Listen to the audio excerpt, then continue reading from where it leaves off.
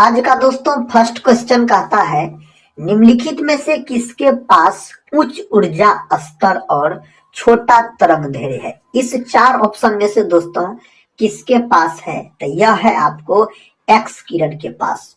तो ऑप्शन इसका डी होना चाहिए सही उत्तर, एक्स किरण। अगर दोस्तों एक्स किरण का तरंग दैर्ध्य परिसर अगर आपसे पूछ लिया जाए जो कितना होता है एक्स किरण का तरंग दैर्ध्य परिसर, तो आप बोल सकते हैं 10 पर घात -10 मीटर से 10 पर घात -8 मीटर तक दोस्तों इसका होता है तरंग दैर्ध्य परिसर। अगर दोस्तों हम बात करते हैं पराबैंगनी का, पराबैंगनी विकिरण का पूछा जाए तो 10 पर घात -8 मीटर से 10 पर घात -7 मीटर आप बोल सकते हैं। अगर दोस्तों अवरक्त विकिरण का बात करते हैं तो इसका तरंग दैर्ध्य परिसर पूछा जाए तो 7.8 गुना 10 पर घात -7 से 10 पर घात 3 मीटर तक आप बोल सकते हैं। ये सबसे साथी प्रश्न एग्जाम में पूछे जाते हैं और ये सभी जो है जैसे पराबैंगनी विकिरण हो गया, दृश्यमान विकिरण हो गया, दृश्य विकिरण दोस्तों बोल सकते हैं, और साथ ही अवरक्त विकिरण बोल सकते हैं, एक्स किरण बोल सकते हैं, ये सभी विद्युत चुंबकीय तरंगे होते हैं। अगला प्रश्न कहता है, पर्वतों पर आच्छादित हिम सूर्य की गर्मी द्वारा एक साथ न पिघलने का कारण है। इसका कारण क्या है, इस चार ऑप्शन में से ऑप्शन डी दोस्तों इसका कारण हो जाता है। कहता है इसमें संगलन की गुप्त उष्मा उच्च होती है। यही इस प्रश्न का क्या होगा, सही उत्तर हो जाएगा, आप याद रख सकते हैं। अगर साथ ही आपसे पूछा जाए जो बर्फ के गलन की गुप्त उष्मा का मान बताइए, तो आप बोल सकते हैं जो 80 कैलोरी प्रति ग्राम होता है। अगले प्रश्न की ओर बढ़ते हैं। देखिए दोस्तों ये रहा अगला प्रश्न। प्रश्न कहता है, मेरे भाई अंडाशय द्वारा कौन सा कार्य किया जाता है। इस चार ऑप्शन में से अंडाशय के द्वारा कौन सा कार्य किया जाता है। कहता प्रोजेस्टेरोन का स्रावन, एस्ट्रोजन का स्रावन, डिम का निर्माण, इनमें से सभी होना चाहिए। विकल्प डी इसके लिए क्या है, सही उत्तर हो जाएगा, आप बोल सकते हैं। अंडजनन की प्रक्रिया द्वारा दोस्तों अंडाणु का क्या होता है, निर्माण होता है। अगला प्रश्न देखिए, कहता है ब्रायोफाइट में बीजाणु मातृ कोशिका होती है। दोस्तों ब्रायोफाइट में बीजाणु मातृ कोशिका होती है, इसका सही उत्तर आप बोल सकते हैं द्विगुणित होता है। जो दोस्त लोग ऑप्शन बी को बता रहे हैं वह सही उत्तर को चुन लिए है। अगर साथी हम ब्रायोफाइटा का बात करते हैं तो पादप जगत का अगर उभयचर पूछा जाए ना तो ब्रायोफाइटा को कहा जाता है। उभयचर का मतलब क्या होता है, जो जीव जल और स्थल दोनों जगह निवास कर सकता है उसको दोस्तों ब्रायोफाइटा के अंतर्गत रखा, उसको दोस्तों क्या किसके अंतर्गत रखा जाता है, उभयचर के अंतर्गत। ब्रायोफाइटा हो गया उभयचर। जंतु जगत का उभयचर पूछ लिया जाए आपसे तो आप मेढक बोल सकते हैं, याद रखिएगा। ब्रायोफाइटा का दोस्तों उदाहरण क्या होता है, इसका उदाहरण किस कौन कौन, लिवरवर्ट, मॉस, ये सब ब्रायोफाइटा के अंतर्गत आता है। ब्रायोफाइटा वनस्पति जगत का सबसे बड़ा वर्ग माना जाता है, आप बोल सकते हैं। नेक्स्ट क्वेश्चन कहता है जो आणविक ऑक्सीजन का पत्तियों से निकलना कौन सी भौतिक क्रिया है। दोस्तों इनमें से सही उत्तर क्या हो जाएगा, ऑप्शन ए होना चाहिए विसरण, इसके लिए दोस्तों सही उत्तर हो जाएगा। दो से अधिक पदार्थों का एक दूसरे से मिलकर समान मिश्रण बनाने की क्रिया को विसरण आप बोल सकते हैं, याद रखिएगा। अगले प्रश्न की ओर बढ़ते हैं। दोस्तों ये रहा प्रश्न, कहता है प्रोटीन संश्लेषण की क्रियात्मक इकाई है। दोस्तों प्रोटीन संश्लेषण की क्रियात्मक इकाई अगर आपसे पूछा जाए तो इस चार ऑप्शन में से दोस्तों आप पॉलीसोम बोल सकते हैं। ऑप्शन बी जो है इसके लिए सही उत्तर हो जाएगा। प्रोटीन दोस्तों बोल सकते हैं, प्रोटीन का बात करते हैं तो इसका फैक्टरी राइबोसोम को कहा जाता है, प्रोटीन का फैक्टरी आप बोल सकते हैं। लाइसोसोम को मेरे भाई आत्महत्या का थैला कहा जाता है। अगला प्रश्न है, कहता है जब झूले पर बैठा हुआ कोई व्यक्ति उस पर खड़ा होता है तो झूले के दोलन की आवृत्ति कम हो जाती है, बढ़ जाती है, अनंत हो जाती है, उसमें कोई परिवर्तन नहीं होता है। तो आप बोल सकते हैं दोस्तों जो बढ़ जाती है, क्या हो जाएगा, बढ़ जाती है। ऑप्शन बी सही उत्तर माना जाएगा। अगला प्रश्न कर लेते हैं। प्रश्न कहता है जब सोडियम और क्लोरीन अभिक्रिया करते हैं तब ऊर्जा उत्पन्न होती है तथा आयनिक बंध बनता है। ऑप्शन बी कहता उत्पन्न होती है तथा सहसंयोजक बंध बनता है। ऑप्शन सी कहता अवशोषित होती है तथा सहसंयोजक बंध बनता है। डी कहता अवशोषित होती है तथा आयनिक बंध बनता है। मेरे साथी इसका सही उत्तर होना चाहिए आपको ऑप्शन ए, उत्पन्न होती है तथा आयनिक बंध बनता है, यही सही उत्तर हो जाएगा इसके लिए। नेक्स्ट क्वेश्चन कहता है निम्नलिखित में से नाइट्रोजन के किस ऑक्साइड का उपयोग निश्चेतक के रूप में किया जाता है। इनमें से किसका उपयोग दोस्तों किया जाता है, तो N2O का उपयोग किया जाता है। नाइट्रस ऑक्साइड जिसको बोला जाता है मेरे भाई, इसी को लाफिंग गैस के नाम से जाना जाता है, हंसाने वाली गैस इसको कहा जाता है। अगले प्रश्न की ओर बढ़ते हैं। देखिए दोस्तों, ये रहा अगला प्रश्न। प्रश्न कहता है निम्नलिखित में से किसे मिलाने से सीमेंट का जमना धीमा हो जाता है। इनमें से किसको मिला दीजिएगा तो सीमेंट जो जमता है दोस्तों धीरे धीरे जमने लगेगा, तो आप बोल सकते हैं जिप्सम। जिप्सम का अणुसूत्र अगर पूछ लिया जाए तो आप बोल सकते हैं COSO4 इंटू 2H2। यह दोस्तों जिप्सम का अणुसूत्र होता है। अगर बोल सकते हैं साथी प्लास्टर ऑफ पेरिस का अगर सूत्र पूछा जाए तो CaSO4 इंटू हाफ H2O बोलिएगा, जिसका प्रचलित नाम POP होता है, आप बोल सकते हैं।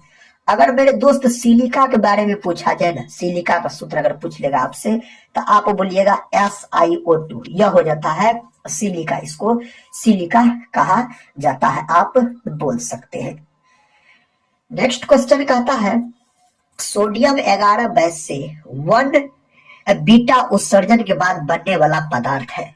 दोस्तों सोडियम का प्रतीक Na होता है, इसका परमाणु क्रमांक 11 होता है, द्रव्यमान संख्या इसका कितना होता है, 22 होता है।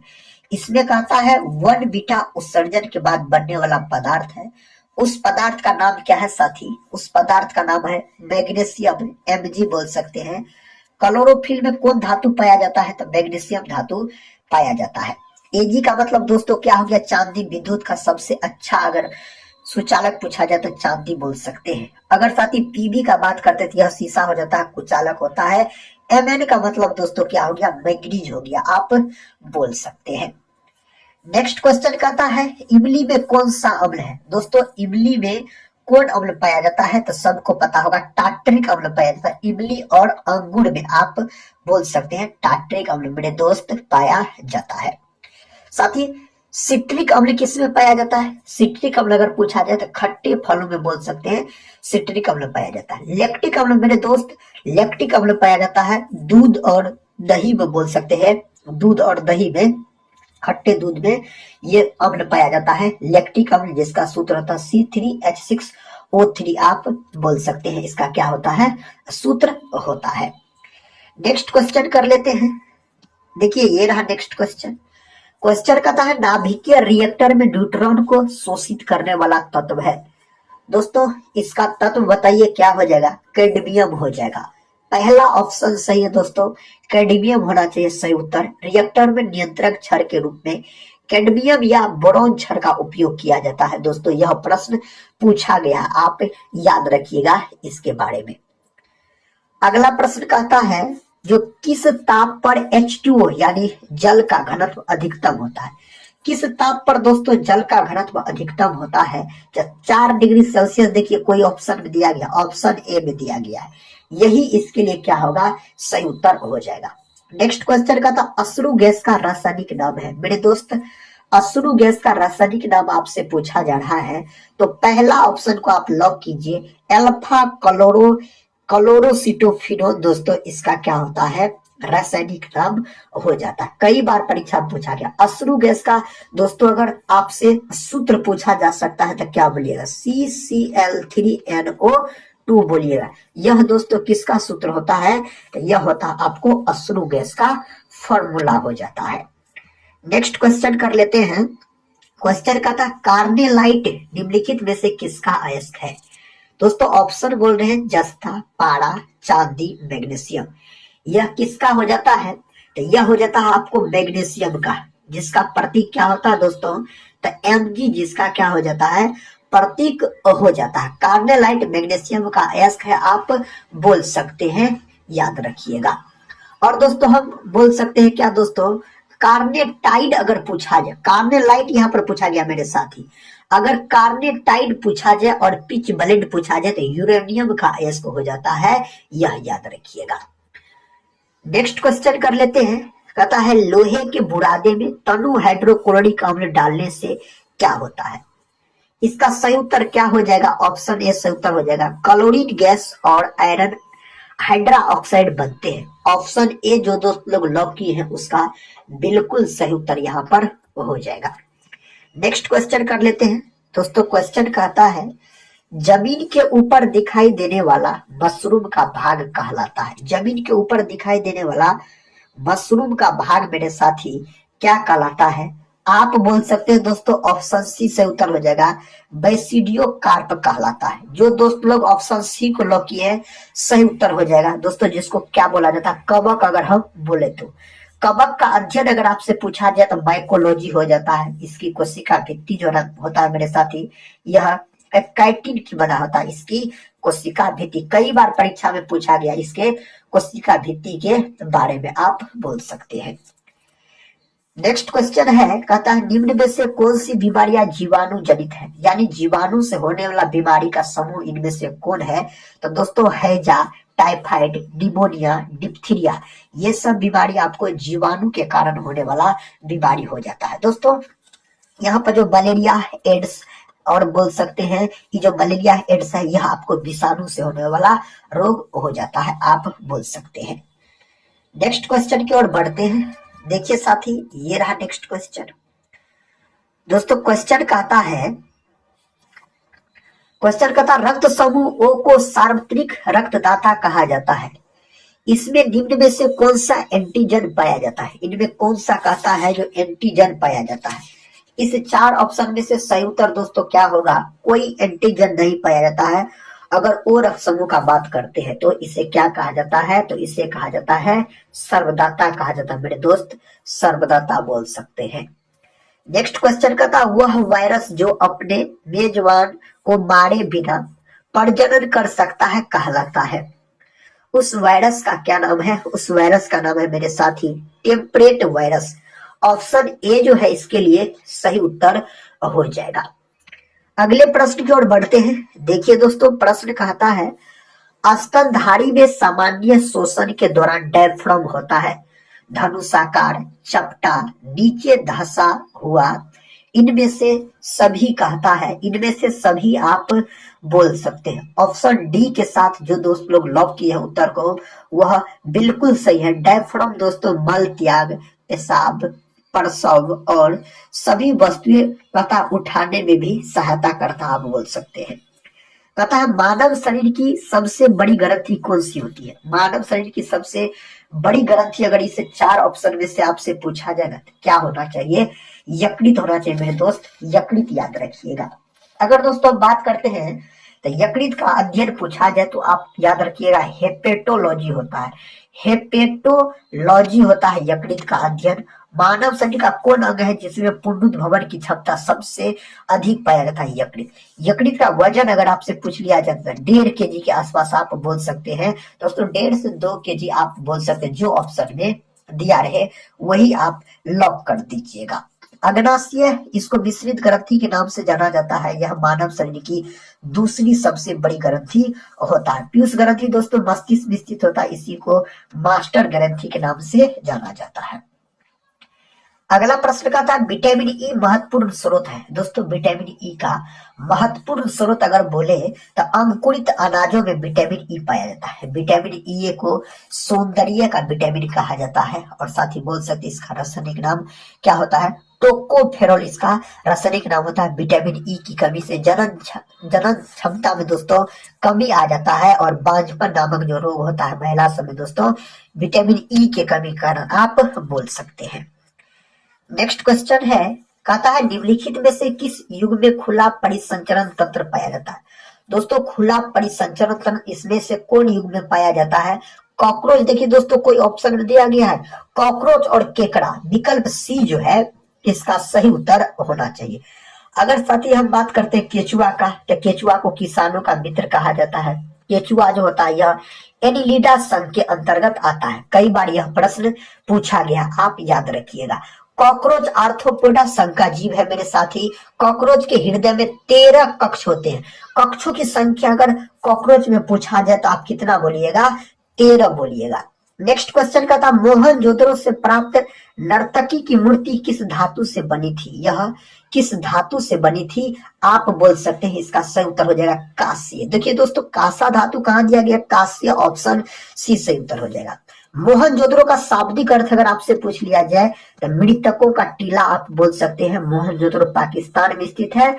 1922 ईस्वी में इसका खोज राखल दास बनर्जी के द्वारा किया गया। सिंधु नदी के किनारे दोस्तों स्थित है। आपको मोहनजोदड़ो याद रखिएगा।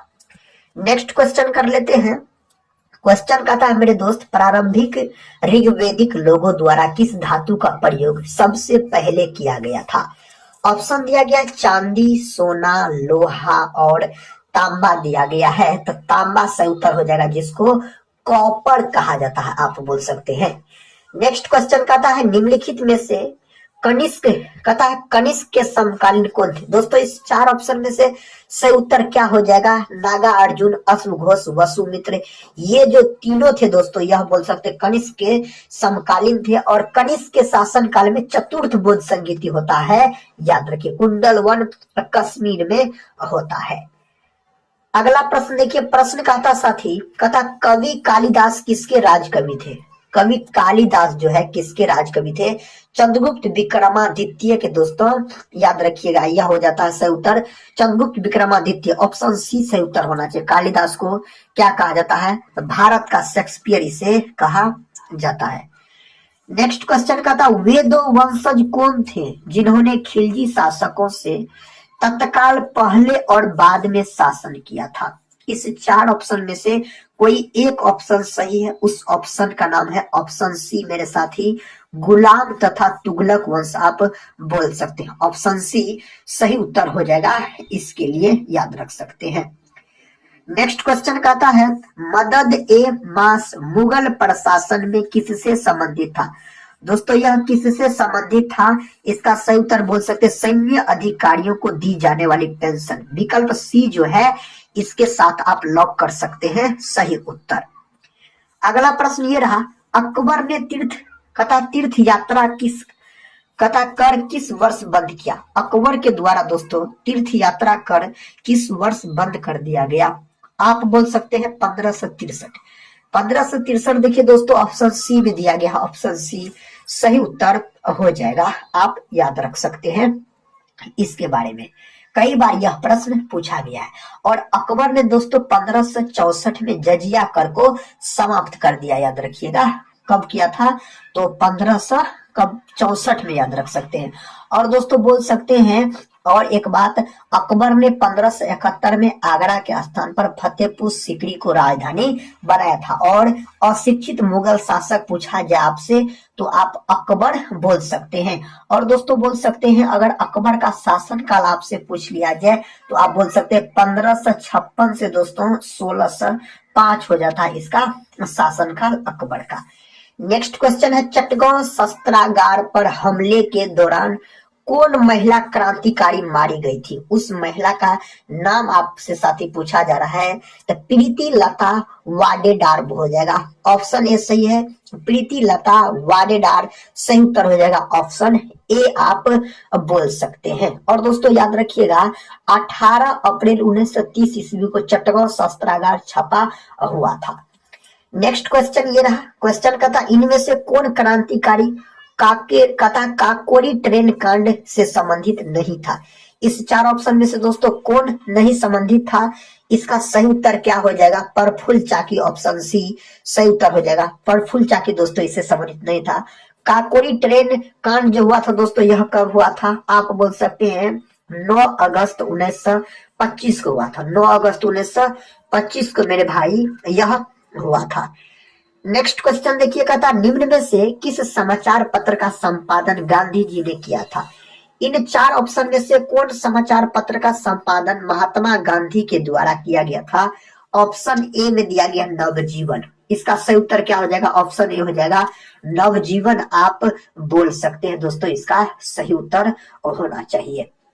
नेक्स्ट क्वेश्चन है, भारत में प्रांतीय स्वायत्तता शुरू की गई थी दोस्तों, कब शुरू किया गया था इसको? तो इसको जो शुरू किया गया था भारत सरकार अधिनियम 1935 द्वारा। विकल्प सी के साथ से उत्तर लॉक कर लीजिए। अगले प्रश्न की ओर बढ़ते हैं। प्रश्न कहता है, विजयनगर के राजा कृष्णदेव राय ने गोलकुंडा का युद्ध किस राजा के साथ लड़ा था?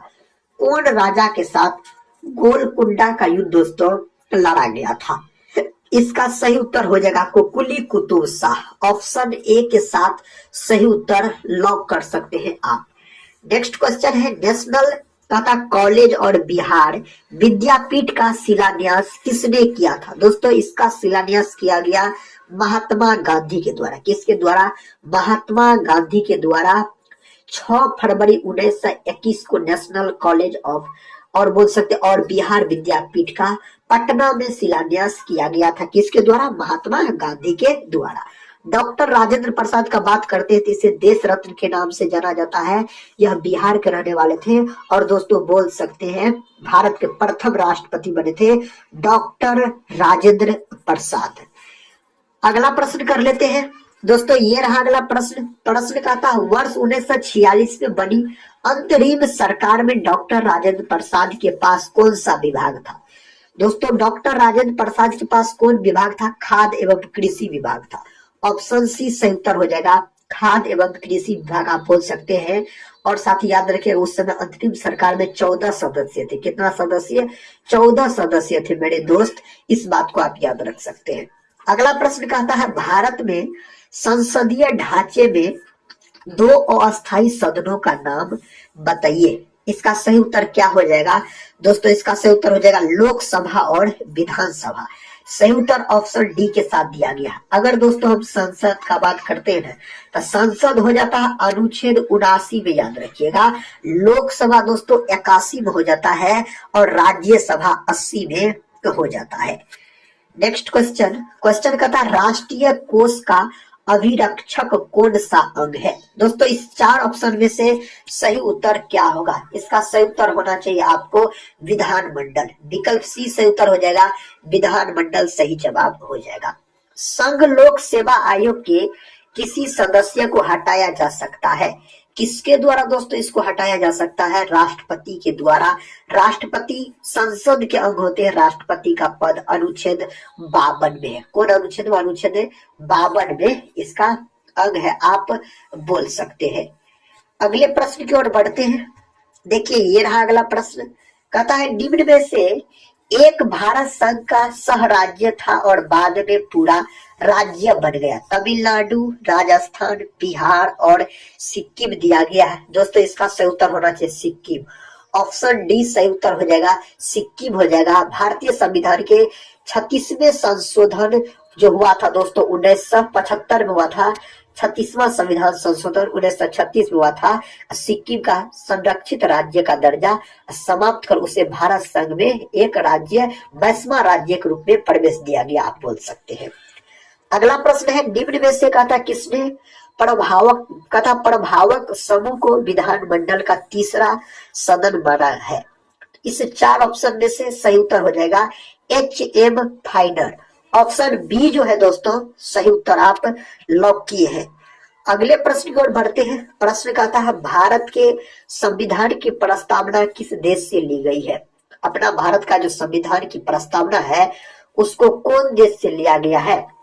जापान, जर्मनी, इंग्लैंड और ऑप्शन डी में कहता है इनमें से कहता है कोई नहीं। दोस्तों इसका सही उत्तर हो जाएगा इनमें से कोई नहीं, आप बोल सकते हैं। भारतीय संविधान में प्रस्तावना दोस्तों अमेरिकी संविधान से लिया गया है। USA बोल सकते हैं, अमेरिका के संविधान से लिया गया है।